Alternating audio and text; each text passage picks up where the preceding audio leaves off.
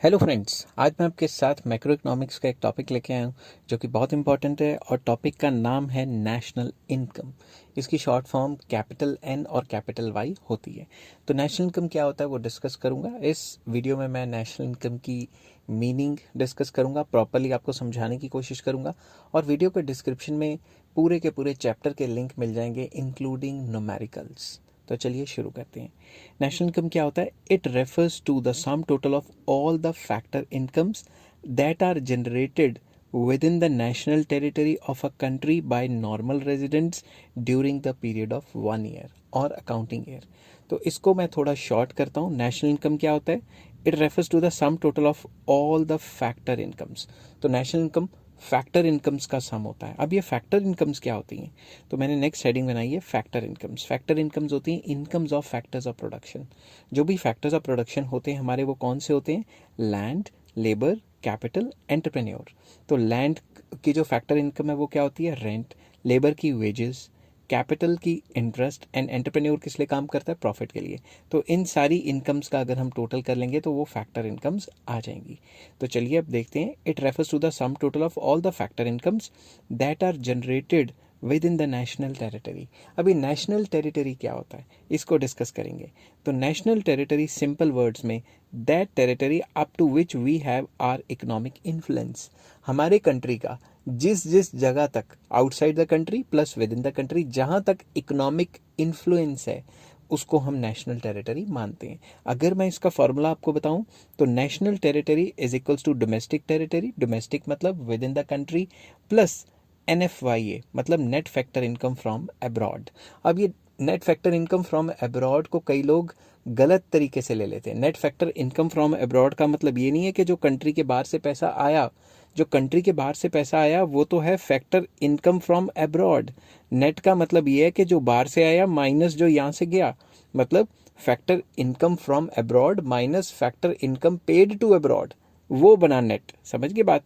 तो जो भी नेट आया उसको प्लस कर देंगे अगर डोमेस्टिक टेरिटरी की इनकम से या डोमेस्टिक टेरिटरी से, तो हमारी नेशनल टेरिटरी बन जाती है। तो डोमेस्टिक टेरिटरी जो है includes all the geographical boundaries. तो डोमेस्टिक टेरिटरी का मतलब within the country. NFYA मतलब नेट इनकम जो बाहर से आई और यहाँ से गई उसका नेट, उसको डोमेस्टिक टेरिटरी में ऐड कर दें तो नेशनल टेरिटरी बन जाती है। अब मैं फिर से पढ़ता हूँ नेशनल इनकम का formula. It refers to the sum total of all the factor incomes that are generated within the national territory of a country by normal residents. जितनी भी फैक्टर इनकम्स हैं जो जनरेट होती हैं national territory में मतलब within the country, और जो बाहर से भी आई हुई हैं, ठीक है, जो कि नॉर्मल रेजिडेंट्स ने कमाई हैं एक साल के अंदर अंदर। अब ये नॉर्मल रेजिडेंट्स कौन होते हैं? नॉर्मल रेजिडेंट्स वो रेजिडेंट्स हैं जो पहला कंट्री के सिटीजन है और कोई इलीगल काम नहीं करते। समझ के बात? कंट्री के सिटीजन है और इलीगल काम नहीं करते, प्लस अगर सिटीजन नहीं है, all those foreigners who stay in the country is more than 1 year.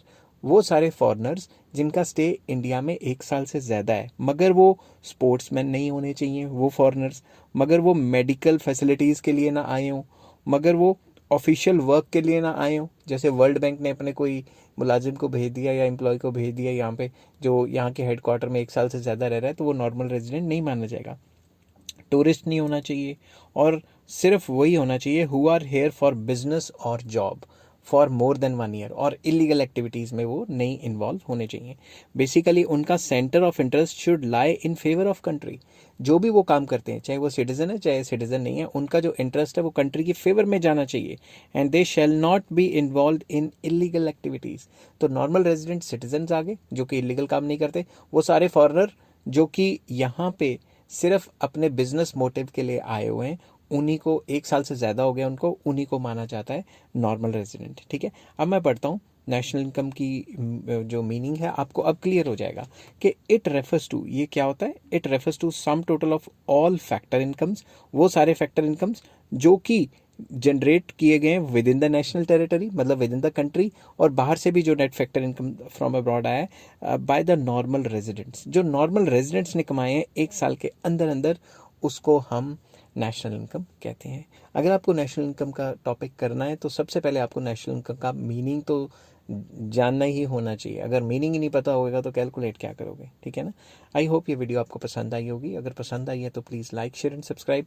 इस तरीके की वीडियो अगर आपको और चाहिए नेशनल इनकम पे तो उन सब के डिस्क्रिप्शन आपको उन सब के लिंक आपको डिस्क्रिप्शन में मिल जाएंगे। आप जाके नंबर वाइज चेक करेंगे तो सारे का सारा चैप्टर आपको एक ही बार में समझ आ जाएगा।